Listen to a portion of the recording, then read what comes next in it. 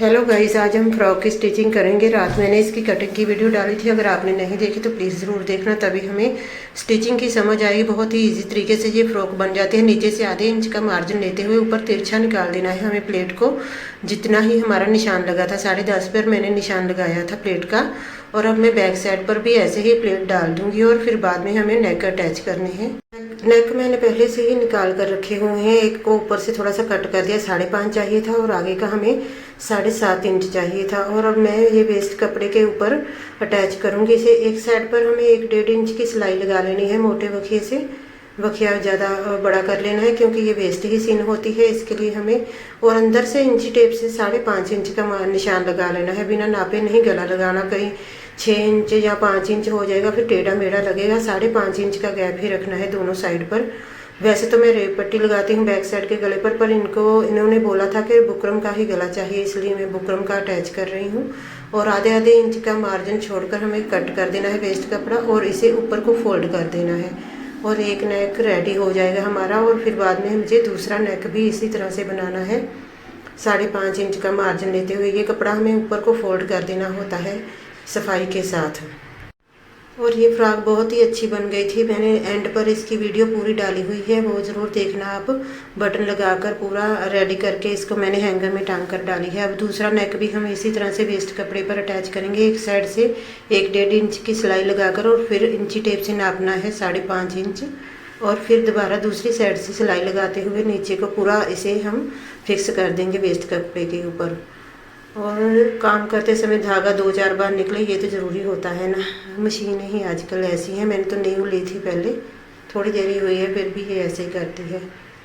और अब मैं इसे अटैच करने के बाद ऐसे ही आधा इंच का कपड़ा कट करके इसके ऊपर फोल्ड कर दूँगी। हमारे दोनों नेक रेडी हो जाएंगे। फिर हमें अटैच करनी है 7.5 वाला जो है वो हमें फ्रंट पर अटैच करना है, और जो 5.5 वाला है वो बैक साइड पर हम अटैच कर देंगे उसे। अपर बॉडी बनाते समय ही ज़्यादा टाइम लगता है। नीचे तो फ्रिल बनानी है और फिर बाजू अटैच करनी है, वो ज़्यादा टाइम नहीं लगेगा हमको। अब गले के सेंटर में मैंने कट लगा दिया है और चौक के साथ इसके सेंटर में निशान लगा दूंगी। और फिर हमें इसे अटैच करना है हमारे बैक साइड पर। ये शायद छोटा है, इसे बैक साइड पर अटैच करेंगे। जो बड़ा वाला है उसे फ्रंट पर अटैच करेंगे। और फ्रंट पर मैंने पहले से ही निशान लगा दिया था पूरे फ्रॉक के ऊपर, और ताकि हमें कट लगा देना है यहाँ पर छोटा सा। फिर बटन भी लगाने हैं ना फ्रंट पर, इसलिए मैंने नीचे तक निशान लगा लिया था चौक के साथ। अगर हम बटन नहीं लगाते तो फिर आगे पीछे का इतना पता नहीं चलता, क्योंकि दोनों साइड पर एक जैसे नेक है। बुकरम के एक तरफ है तो छोटा, लेकिन कई बार जल्दी में पता नहीं चलता कि कौन सा आगे है कौन सा पीछे है। ये फ्रंट का है, हमारी डीप कटिंग हुई है मोढे की इसकी। और मैं पूरे पर निशान लगा लूँगी अभी से, फिर ताकि जब बटन लगाने हैं सिलाई हो जाएगी तो फिर परेशानी ना हो हमें। बटन मैं दुकान से बनवा कर लाई थी। ये जो वाइट कलर के फूल हैं इनको बीच में लेकर बटन हमने बनवाए थे कपड़े के। और ऐसे पूरे इन पर मैंने निशान लगा लिया है। और ऊपर नेक अटैच करेंगे हम। जैसे कट के ऊपर कट को सीधा रखना है और सेंटर में एक सिलाई लगानी है मोटे वखिए से, रफ वखिए से। वो बाद में निकाल सकते हैं जब हमारी कटिंग हो जाएगी। ध्यान से उठाकर देखते रहना है कि हमारी सिलाई बिल्कुल सेंटर में आ रही है, नहीं तो नेक टेढ़ा हो जाएगा। अब बखिया ब्रीक करके मैं बुकरम के किनारे किनारे पर सिलाई लगाऊंगी और हमारा नेक फिक्स करेंगे हम आगे के पल्ले पर। मैं इसके प्लाजो की भी स्टिचिंग की वीडियो साथ में डाल रही थी, लेकिन वीडियो बहुत ज़्यादा लंबी हो रही थी, इसलिए मैं प्लाजो की स्टिचिंग की वीडियो बाद में डाल दूंगी। फ्रॉक में काफ़ी टाइम लग गया था और मैंने पानी की बहुत प्यास लगी, मैं उठी नहीं। मैंने कहा वीडियो बन रही है, फिर बार बार कट लगाना पड़ता है, इसलिए मैं फ्रॉक रेडी करके फिर ही उठूँगी। और अब मैं बैक साइड के ऊपर भी ऐसे ही सेंटर में कट लगा के और ये निशान लगा दूंगी और बैक साइड के पल्ले के ऊपर इसे अटैच कर देंगे। और फिर बाद में अंदर से कपड़ा कट करके नेक को उल्टी तरफ फोल्ड करना होता है, हमारे नेक बन जाए। ये हमारी बॉडी का काम हो रहा है, अभी नीचे फ्रिल का काम बाद में करेंगे। वीडियो को लाइक कर दिया करें। वीडियो देखने तो आते हैं बहुत लोग, लेकिन लाइक कोई नहीं करके जाता। प्लीज़ लाइक कर दिया करें मेरी वीडियो को। 8-10 से ज़्यादा लाइक आते ही नहीं। अब सेंटर में निशान लगाकर मैं इसे भी ऐसे ही लगाऊंगी, जैसे हमने फ्रंट का नेक अटैच किया था वैसे ही हम बैक का नेक भी ऐसे ही अटैच कर देंगे। और अब मैंने वेस्ट सीम लगाई है मोटे बखिए से। अब ब्रीक बखिए के साथ किनारे किनारे पर, बुकरम के किनारे पर सिलाई लगानी है। बहुत सफाई के साथ लगानी है ताकि हमारा नेक बिल्कुल राउंड शेप में आए, बिल्कुल भी टेढ़ा मेढ़ा ना हो। और ऐसे ही हम सिलाई लगाते जाना है, पूरे नेक पर राउंड राउंड घुमाते हुए सिलाई लगा देनी है इसे। और फिर बाद में फ्रंट वाला पहले हम कट करेंगे अंदर से जो वेस्ट कपड़ा है, एक एक पैर का मार्जिन छोड़कर इसे कट कर देना है कैंची के साथ। और फिर बैक साइड पर फोल्ड करते हुए ब्रेक सिलाई लगा लेनी है। और बैक साइड का गला हमें नहीं सिलाई लगानी होती, बाद में पहले हम तीरे अटैच करेंगे फिर सिलाई लगाएंगे। ऐसे ही फिक्स करके हमें अच्छे से बाहर को खींचते हुए कपड़े को सिलाई लगानी है सफाई के साथ, बिल्कुल राउंड शेप में आ जाए हमारा नेक को बहुत सफाई के साथ बनाना चाहिए, चाहे ज़्यादा टाइम लग जाए, क्योंकि नेक सबसे पहले हम जब सूट पहनते हैं नेक पर ही ध्यान जाता है। और अब मैं बैक साइड के नेक को भी अंदर से कट कर लूँगी, एक एक पैर का मार्जिन छोड़ते हुए। और फिर हमें तीरे जोड़ने हैं, बाद में इसे पलट कर सिलाई लगानी है। बैक साइड के नेक को ऐसे अंदर आगे को बढ़ा देना है और पीछे ये हमें रखना है फ्रंट का पल्ला। जैसे रेड पट्टी वाला गला जोड़ते हैं वैसे ही हमें बुकरम का गला भी जोड़ना होता है। और इसी तरह से देखिए बैक साइड के ये नेक को आगे को बढ़ा देना है और पीछे रख के सिलाई लगानी है हमें फ्रंट के पल्ले को।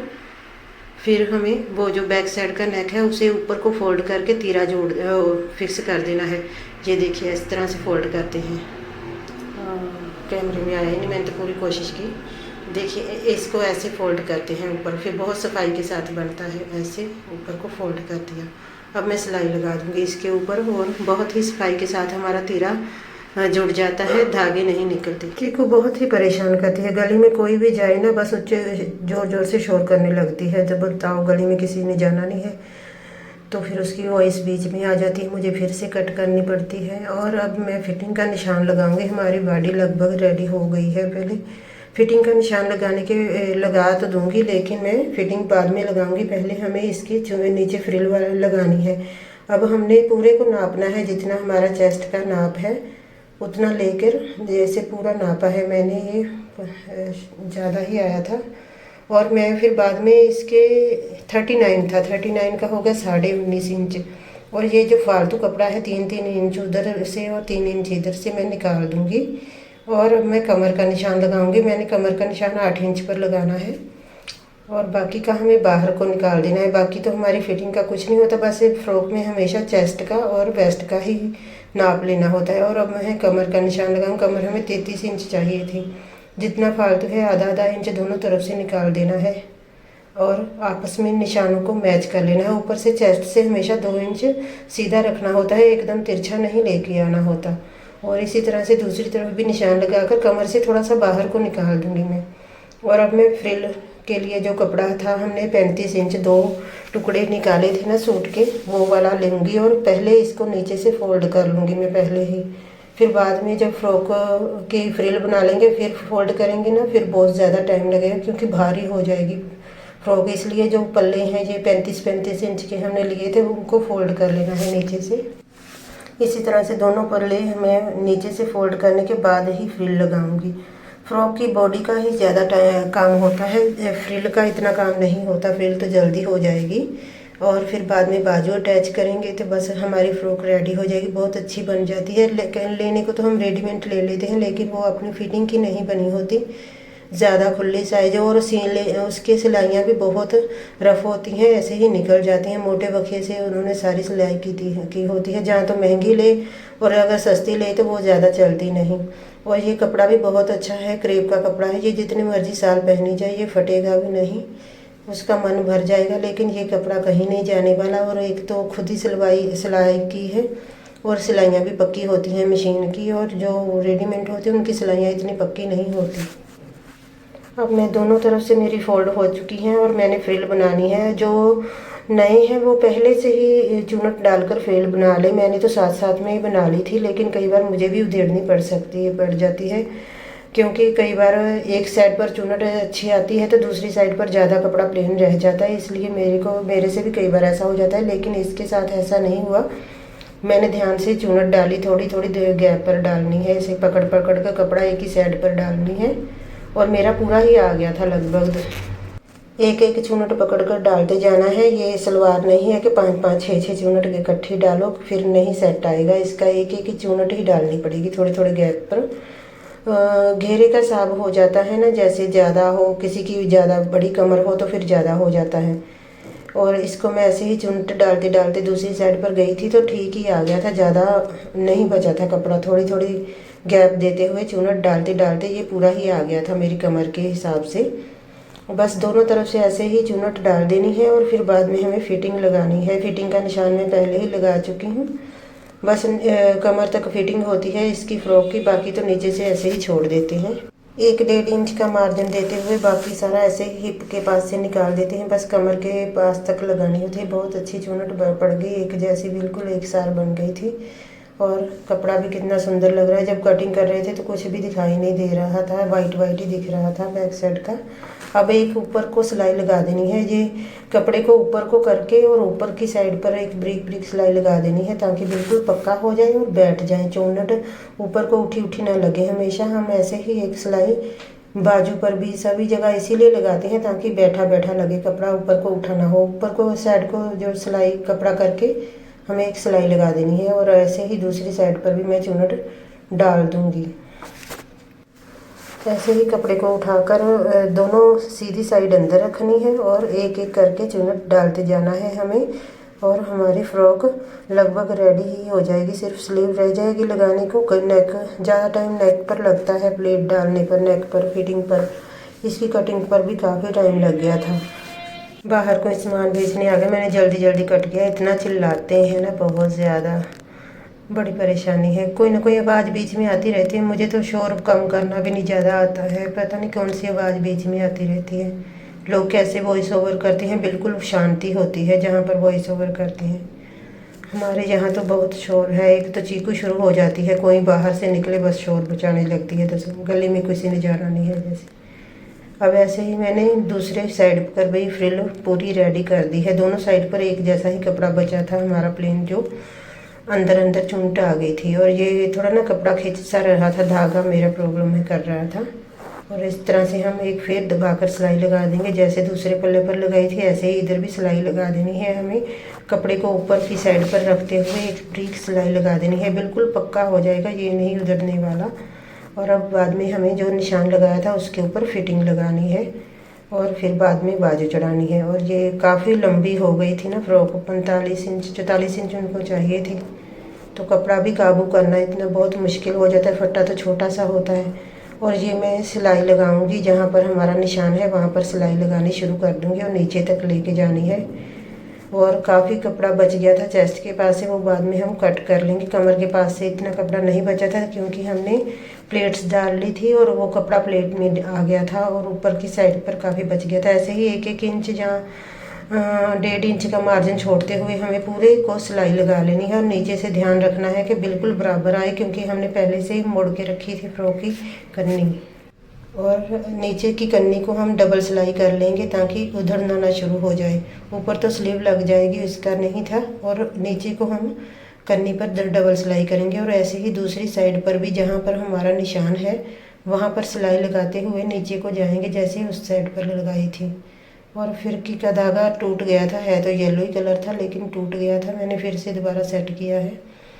ये धागा मैंने मीशो से मंगवाया था, अच्छी नहीं मिली रील, अब बड़ी मुश्किल से ख़त्म कर रही हूँ। एक मैंने अमेज़ोन से मंगवाया था डब्बा, वो सही निकला था, ये नहीं सही निकला।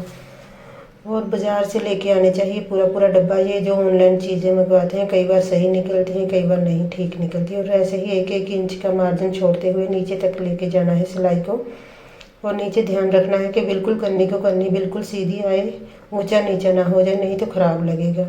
और जब हम रेडीमेड लाते हैं वो तो पक्का ऊंचा नीचा होती है फ्रॉक, तो वो तो फिर वो जल्दी जल्दी में अगले ने पता नहीं एक दिन में 50 पीस शायद तैयार करने होते हैं। वो लोग नहीं इतनी सफाई का ध्यान रखते और ये फालतू धागे साथ में ही कट कर देने हैं। और ये चेस्ट के पास काफ़ी कपड़ा बच गया था, वो मैं कट कर दूंगी। ज़्यादा मार्जिन भी नहीं छोड़ना चाहिए, नहीं तो बुरा लगता है। और अब मैं सीन से लेकर सीन तक नापूंगी। 8 साढ़े 8 तक आया था हमारा। और ये डबल सिलाई कर रही हूँ तो उधड़नी शुरू हो गई थी इधर से। और मैं अब बाजू तैयार करूँगी इसको साइड पे रख के। बाजू के एक साइड पर हमारे जोड़ आया था, वो पहले सबसे पहले हमें जोड़ लगाना है। मैं जोड़ हमेशा कन्नी की साइड पर ही लेती हूँ ताकि मुझे इंटरलॉक का पंगा ना हो। वैसे भी जब बाजू में फिटिंग लग जाए तो इंटरलॉक ज़्यादा अच्छी तरह होती भी नहीं, इसलिए कोशिश करें कि हमेशा जोड़ कन्नी वाली साइड पर ही आए। और ये जोड़ मैं पीछे की साइड पर रखूँगी, बाजू के आगे की तरफ पता नहीं चलेगा कि बाजू में जोड़ है। अब दोनों साइड पर मैंने जोड़ पर सिलाई लगाकर फिर से एक दबाकर सिलाई लगानी है। और नीचे से कच्चा किया था, शायद मैंने तो तरपाई भी नहीं की बाजू की, दोबारा करूँगी। अब मेरे को याद ही नहीं था क्योंकि तरपाई मैं बाहर से कराती हूँ ना। मैंने सोचा इसकी सिर्फ नेक है, मैं खुद ही तरपाई कर लूँगी। और बटन भी मैंने आप ही लगाए थे ले आकर। और अब मैं याद नहीं मेरे को मैंने बाजू की क्या कच्ची सिलाई लगाई है पक्की, क्योंकि फ्रॉक पे ऊपर ज़्यादा तरपाई नहीं होती। मैं तो फिर भी नेक पर तरपाई कर दूँगी, लेकिन जो हम रेडीमेड फ्रॉक लेते हैं वहाँ पर सिलाई ही लगी होती है, तरपाई नहीं करते वो लोग। अब आगे से फोल्ड कर लेना है हमें कपड़े को, और फिर फिटिंग का निशान लगाना है। जो हमने सीन से लेकर सीन तक नापा था ना, वैसे ही मोढे के ऊपर निशान लगाना है। और बाजू की मोहरी मैंने 5 इंच रखी थी, और दूसरी बाजू को भी मैं ऐसे ही फोल्ड कर लूँगी। और फिर बाद में जाकर चेक करती हूँ कि मैंने तरपाई की है कि नहीं। मेरे को नहीं याद कि मैंने की है। मैंने नेक पर तो कर दी थी, बटन भी लगा दिए थे, टिच बटन भी लगा दिए थे मैंने। इतना का काम मैंने सोचा कि तरपाई वाली को क्या दूँ, वो 2 दिन लगा देगी, इसलिए मैंने खुद ही कर लिया। और अब मैंने आगे को 5 इंच का निशान लगाया था, और पीछे 8.5 या 8 इंच था वो निशान लगा दिया था मैंने। और इसको आपस में इंची टेप से हमें मैच कर देना होता है। और इसी तरह से दूसरी बाजू की भी फिटिंग ऐसे ही लग जानी है। और आगे से हमें डबल सिलाई करनी होती है, और ऐसे पलट के ही मैं कर लेती हूँ। मैं मशीन को रिवर्स में नहीं लेती क्योंकि मेरी मशीन बहुत ज़्यादा धागा तोड़ती है। और हमें इसी तरह से फिटिंग लगाते हुए बाहर को सिलाई निकाल देनी है, और फिर बाद में बाजू फ्रॉक के अंदर चढ़ा लेनी है। और दूसरी बाजू पर भी ऐसे ही 5 इंच का निशान लगाना है। पीछे 8 या 8.5 इंच का था, वो निशान लगाकर मुझे ऐसे कट करके फिर उसके ऊपर भी निशान लगा लेना है। थोड़ी थोड़ी ना सिलाई इकट्ठी हो रही थी क्योंकि धागा ही ऐसा है। और बाद में ना इसके जब हम चढ़ाएंगे तो पहले काट भी डालनी है हमें। आगे बाजू की मोरी के ऊपर काट डालते हैं ना, वो अगर जोड़ वाली बाजू हो तो मैं बाद में ही डाल देती हूँ फिटिंग लगाने के बाद। नहीं तो अगर जोड़ ना हो बाजू में तो फिर हम पहले ही मैं डाल देती हूँ आगे की गुलाई बाजू की। बोलते बोलते थक जाते हैं ना, एंड में जाकर कुछ पता नहीं चलता क्या बोलना है। जब वीडियो शुरू करो फिर तो बंदा बहुत ही अच्छे इंप्रेशन के साथ बोलता है, बाद में मैं थक जाती हूँ इतना बोल बोल के। अब मैं आगे की गुलाई भी डालूँगी। जहाँ पर जोड़ है वो नहीं आगे की साइड हम लेंगे, दूसरी साइड हम आगे लेंगे। जहाँ पर जोड़ नहीं है पता ही नहीं चलेगा कि जोड़ है। बैक साइड पर इतना ध्यान नहीं किसी का जाता। और अब मैं जो हमारी फ्रंट साइड है उसे आगे को रख के इस तरह से नीचे को धागा मोड़ लेना है कपड़ा दोनों का, फिटिंग का, बाजू की मोरी की फिटिंग का भी और सूट की फिटिंग का भी कपड़ा हमें नीचे को मोड़ते हुए गुलाई में हमें बाजू का सिलाई लगा लेनी है। और फिर इसी तरह से दूसरी बाजू पर भी ऐसे ही सिलाई लगानी है हमें। और ये ना धागा सा इकट्ठा हो जाता था, फिर मेरे को दोबारा करना पड़ता था क्योंकि मेरी रील में ही प्रॉब्लम है। रील का धागा ना मीशो वालों ने बहुत मोटा सा भेजा है, अच्छा धागा नहीं है। मैं तो ज़्यादातर ना बाज़ार को जाऊँ तो रीलें ले ही आती हूँ। घर में जो पड़ी होती हैं वो कच्चे बच्चे काम के लिए ही यूज़ करती हूँ। एक अमेजोन से लिया था डब्बा, वो बहुत अच्छी थी उसकी क्वालिटी।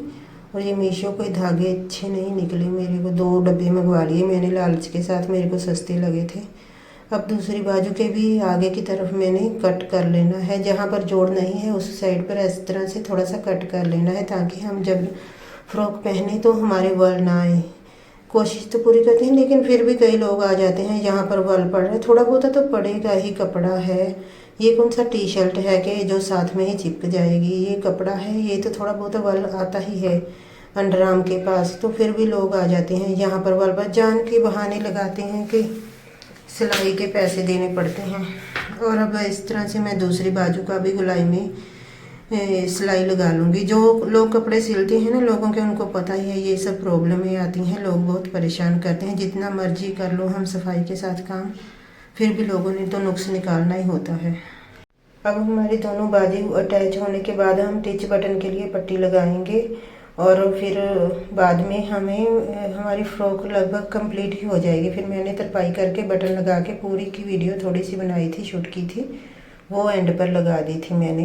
और प्लाज़ो की भी मैं स्टिचिंग की वीडियो मैं डाल दूँगी शाम को या दोपहर को डाल दूँगी मैंने पूरी साथ में ही डालने की कोशिश की, लेकिन बहुत ज़्यादा लंबी हो रही थी। अब मेरे को इतना ज़्यादा कट नहीं ना करना आता, फिर मेरे को डर ही लगा रहता है कहीं वीडियो ना कट हो जाए। अब टिच बटन के लिए मैं वेस्ट कपड़े में से इस तरह से पट्टी कट कर रही हूँ।